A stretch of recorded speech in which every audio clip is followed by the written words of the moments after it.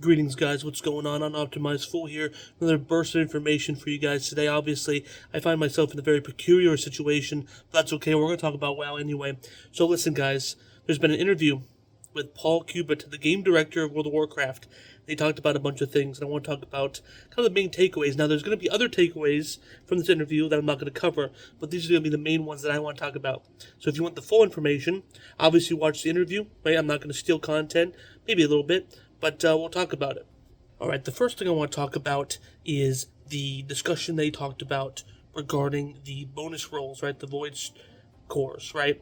Now, it seems like I had my suspicions that it might have been, a bug. Obviously, it was. I don't think this was planned, right? Now, the reason why I'm saying this is because, remember, they had the duplicate rolls, right? And that wasn't supposed to happen.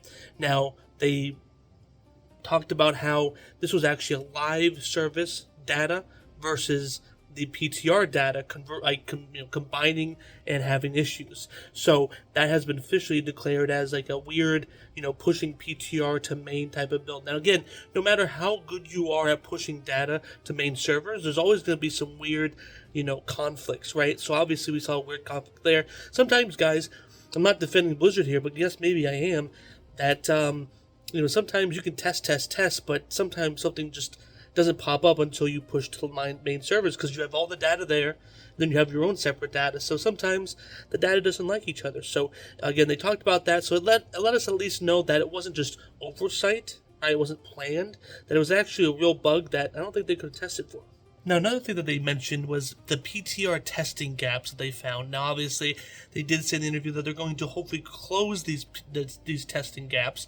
Now, they didn't really go into really detail about these gaps, but I don't know. I feel it's like obviously there's gaps, right? I mean, we've seen some issues with this patch. A lot of people are complaining that this patch is one of the worst patches that's hit in recent years, definitely well before Shadowlands, right? Well, after Shadowlands, excuse me. But honestly, this is kind of like, yeah, there's gaps. I mean, we kind of already knew there were gaps because, one, the content rolled out like it was, right? So again, I'm thinking that they're just kind of doing damage control at this point. So obviously they're going to say they're going to fix the gaps, but how they're going to actually fix the gaps? Now again, at least it's on their radar. They're admitting stuff. Again, Blizzard's doing a good job at admitting fault here, right? So you can't say that they're not just like trying to overlook this issue, but hopefully these gaps get fixed and we don't have another 12.0.5 again. Because again, the content is fantastic. I enjoy it a lot, but the bugs and the problems, not so much. Now, another thing that they talked about here in the interview, oopsie doopsie, I'm kind of blurry there. One thing they talked about in the interview, obviously, was about world progression and in the way that it kind of interacts with the story and kind of shows the progression of time.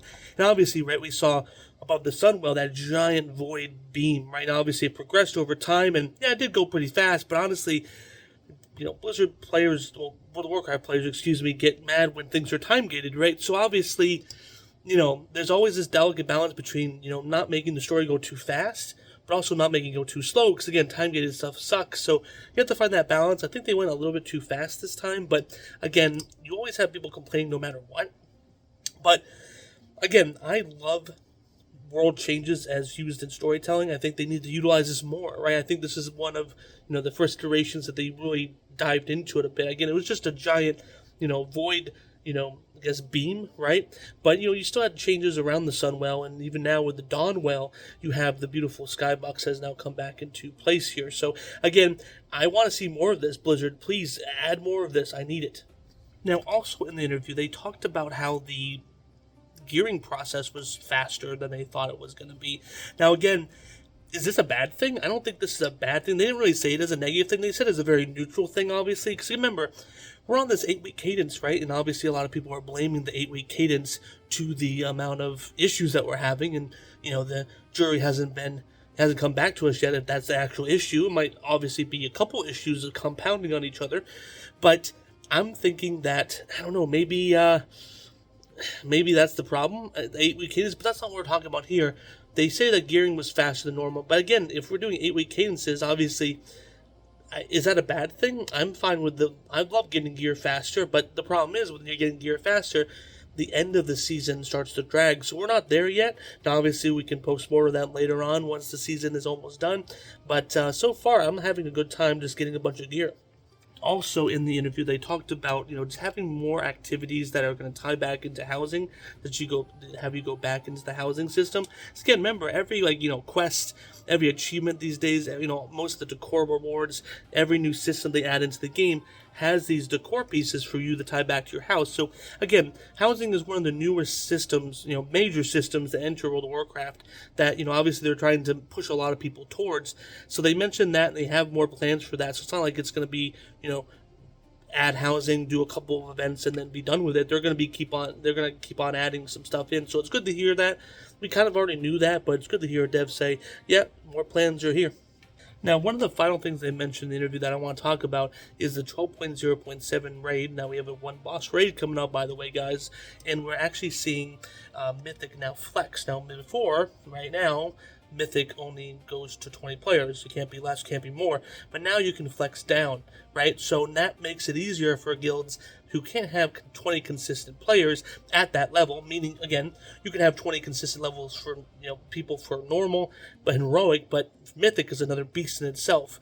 You think heroic's hard, try Mythic, right? So this just will give more guilds the opportunity to jump into that context. Again, I'm glad to see Blizzard still trying to push raid content. They were trying to kill it for a couple years, not trying to kill it, but they weren't doing it justice. To they were obviously pushing Mythic Plus more than raiding, and obviously that made the numbers go down, but it's good to see a good push. But maybe it's because Chris Metzen's back and he's old school, so it's good to see. But yeah, guys, that's going to be it for all the video. Just talking about this interview.